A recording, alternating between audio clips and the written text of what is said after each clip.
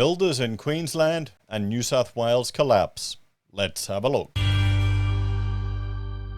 Hello everyone, Florian here and welcome to another episode of HeiseSays. Grab your stein of coffee because we've got another article this time from news.com.au with two more builders that have gone under. Two more building companies in New South Wales and Queensland collapse, written by Alex Turner Cohen, guys. Now, before we look at that, I just want to jump over to this slide. We've got a long playlist here of the construction apocalypse, as I'm calling it, where a lot of the, mainly residential domestic scale builders have been going under. But here's the thing.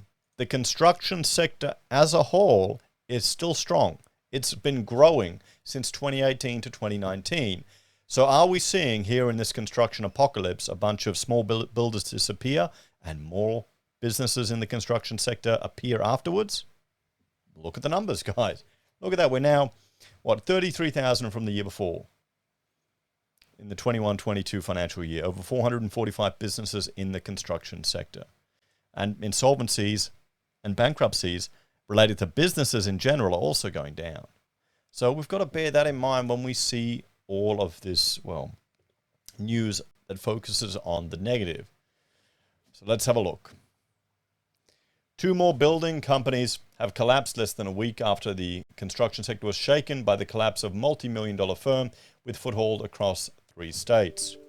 Queensland-based National Construction Management went into liquidation on Friday, while Allworks Building Proprietary Limited, a New South Wales company, collapsed on Monday. NCM, with headquarters in the Sunshine Coast, reportedly owed at least $3 million to creditors. Now that's the problem. Even if these are small builders, that's $3 million. How many subbies is that spread through?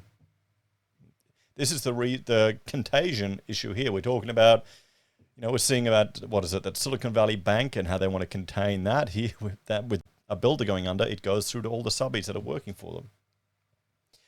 Dane Hammond and Paul Naguria of insolvency firm Worrells were appointed as joint and several liquidators.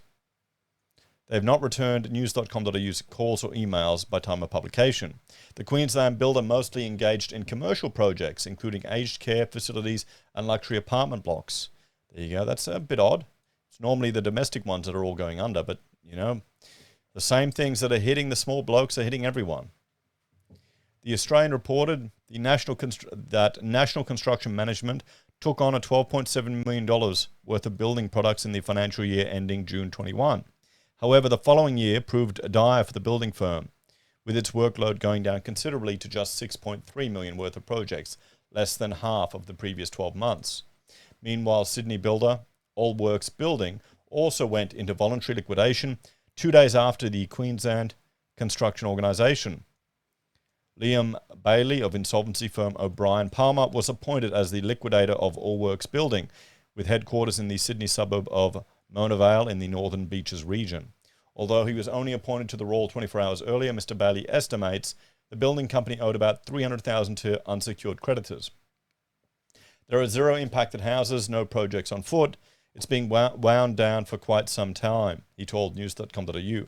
The company did a combination of domestic building and renovations. So who are the poor blokes that are owed the $300,000? Who's the people that have got an invoice? They've just been on the phone call and not getting any responses. There you go. Here's the result. They're going under. Feels like it's the common thing, isn't it? He said there are currently 2 staff members at the company who are also the company's joint directors. They are owed $200,000 in unpaid superannuation. So here it's the business owners.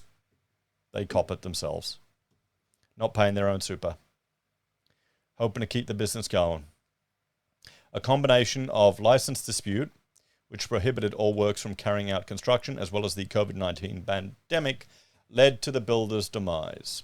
It comes as the entire building industry is in crisis because of supply chain disruptions, skilled labour shortages, skyrocketing costs of materials and logistics, locked-in price contracts, extreme weather events, and, overstimulation of the sector due to government interference by generous incentives to build and extend, which isn't mentioned here because everyone wants their little handouts. That's how it is. So far this year, around a dozen builders have collapsed. PBS, with 180 staff across 3 states. EQ Constructions, Hamlin Homes, yep, we've seen all of these ones. Holbury, yeah. It also emerged in January that 2 more construction companies in WA went under due to labour shortages and increasing construction costs. So this is just an ongoing issue. So let's have a bit of a talk about this.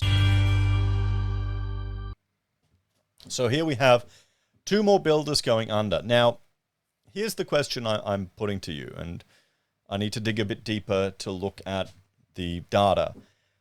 Insolvencies and external administrations went down once the government allowed people to trade while insolvent. Now, I've made the argument that we're going to see an insolvency cliff where that is returning back to normal. Even just the normal rate, the delta change is going to be so significant that it's going to feel like everyone's going bust all of a sudden. Is that what we're seeing here?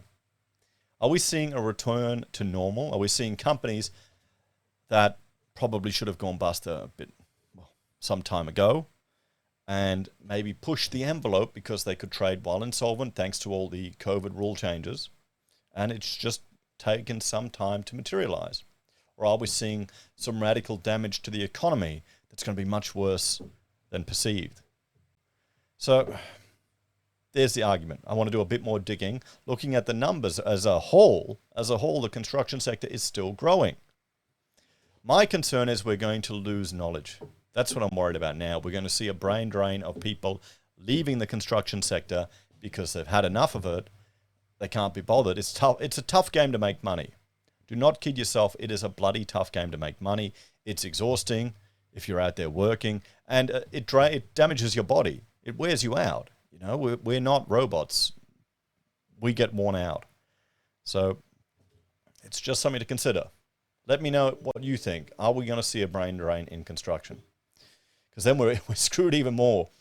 With supply going down, capacity to meet supply going down, our ability to meet the quality that we want is going down, and then you've got to increase demand. We're screwed. We'll have to see. I mean, it'll work out in the end. It'll just take some time. Let me know your thoughts, guys. As always, thanks for watching. Check out Heise BIM and Heise Does. And if you're a fan and enjoy the content I create here, there are a few ways you can help out. You can financially support us on YouTube or Patreon, use our referral links, buy our pocket squares, or call us if you need an architect. Take care, everyone. Have a great day, and I'll see you in the next episode of HeiseSays. Bye for now.